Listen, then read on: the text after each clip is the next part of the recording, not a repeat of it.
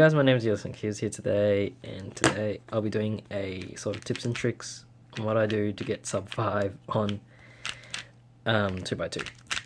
Mainly, this is recommended for people who want to aim for under 10 seconds or less. And what method I use is Ortega. I never really learnt how to do any other method because I can aim for under 5 seconds easy, and I don't really aim for anything under that. So just going over, let's scramble this up first. And for those people who don't know what Ortega, or like the method, is that you solve one layer completely. It doesn't matter if you can solve the corners or not, but you solve one layer completely, and then you solve the top layer, and then you solve everything at once in one algorithm. But let's go over this. So if you see these two bars, like a red and a red, or let's look for another one, a green and a green. It's probably the only ones I can find on this one. You should always look for the bars first, because then you only have two pieces to put into here. Now first, I'm going to do an example and use red as an example. So, and another fact is that if you are color neutral, it will be so much easier to do this. I learned how to be color neutral on 2x2, and it wasn't that hard. It wasn't that hard at all. You just have to remember what goes on top, what goes on the side and stuff. And it's pretty easy to know that once you solve one layer. So going over the first example, I'll first solve the layer. So here we go. This is the layer done. And as you can see, I haven't solved any of the corners in the correct orientation properly. They're jumbled up pretty well. And now I know that orange is going to be on top. And if you know how to solve top layers in orange, well, it's so much easier. It's going to be an anti soon. And there we go, this top layer solved. And now, well, you've pretty much solved the top layer. And now you're doing the last layer. And this one's a pretty easy one. You just go like that, and you can solve it. We'll go on the next one, and I'll just teach you guys what would be like the recommended one. Alrighty. So you now solve one side completely, and you're about to solve the top layer. If you see this, you would obviously notice this is from a 3x3, and you would solve it normally, like this algorithm probably. But I find that is pretty, like, what's it called? Not efficient.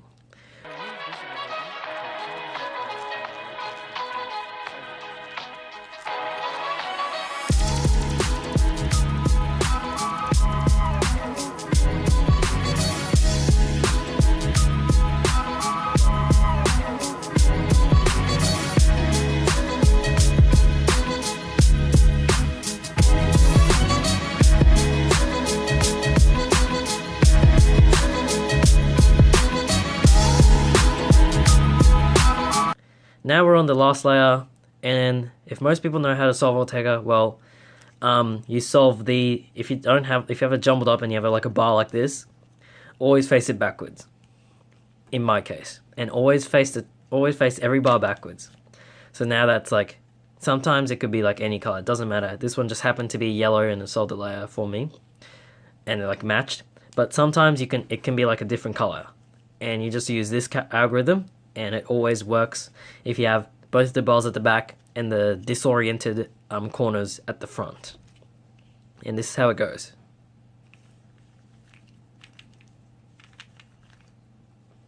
I'll go over that again. So you always have the bar at the back, and you have the disoriented at the front. And I'll go there again. Actually, I screwed that up.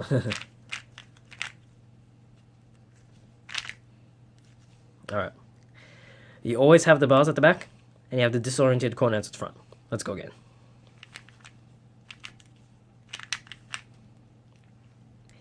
And going into detail, what this essentially is doing, if you notice, I'm taking one corner out,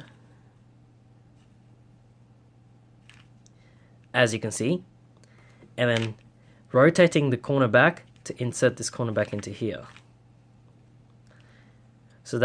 So what basically I'm doing, I'm swapping these two together, which essentially solves it. Alright, here's another case that sometimes people run into. I really don't have any other way of solving this. It's just a basic T-perm, and that's how you solve it.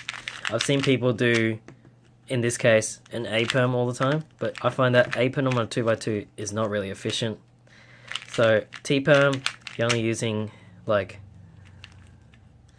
the top layer, right layer, and like the front layer, which comes in handy. And another move that I see people do is the J-perm, which is actually pretty short and easy, but I still find that the T-perm just flows much better rather than J-perm. Because when I do the J-perm, when I'm inserting it, I just feel like I'm gonna like break it apart. And my Zanshi is pretty loose, so that's why. Here's another technique I use to insert a single pair. So you line up your pair that you're gonna put in here, or like the corner, and usually I find people who don't know how to use this algorithm or like this technique do this. So like you have the here, and they always just do that sexy move into it, which I find is really inefficient. And even just doing this one is pretty inefficient as well. So what I do is like similar to the other algorithm to solve the whole cube together, but you just use one part. You put the corner that you're going to put into the empty spot into your bottom right, and you put the other one into the top left, or like the top left here, so it's facing in this position exactly. And you're basically going to be putting this in here by rotating it into it. And that's a simple algorithm going R2, U prime, R2, which, if you can't tell, it lines up these two and you're just inserting it back and then just doing that again, which comes in handy. Alright, now seeing that this was pretty easy tutorial, or tips and tricks I guess you call it, and it wasn't hard at all, but hopefully it comes in handy when you're doing a 2x2, and this is again recommended for people who are aiming for sub 10 or even sub 5, because I use these things to do sub 5. One thing to remember is that when you're inserting, be efficient when you're inserting like the pairs to make a layer, and also be efficient when you're placing a cube. So if you're doing that bar algorithm, always remember to keep your bar in the back, or notice it. So if you have it like here and you're about to solve the top layer, remember to shift it back. So like I see the bar here, I'm in this position, I'll rotate before I do my algorithm. And I know that in this position, even though I can't see the bar here, I can always tell that it's going to be here, because it's just knowledge, and I can just see that because this blue will go over there and this yellow would go here in lining up. I just know that because I can just see it. And then I just realize once I see this pattern, 2 bars solved here, you know that this is going to be solved at the back, and you just do that algorithm. Alright, hopefully this come in handy. Right now my voice is pretty screwed up, so that's probably why it sounds a bit weird. This was a pretty simple tutorial and tips and tricks on how to do it. Next will be a 3x3, which I find is pretty difficult. Hopefully it comes in handy, but I'll be doing Scube as well. And many people ask me how I get faster Scube, and I say I'm pretty decent at Scube. So yeah, I'll see you guys next time in another episode of Cubing, and see ya!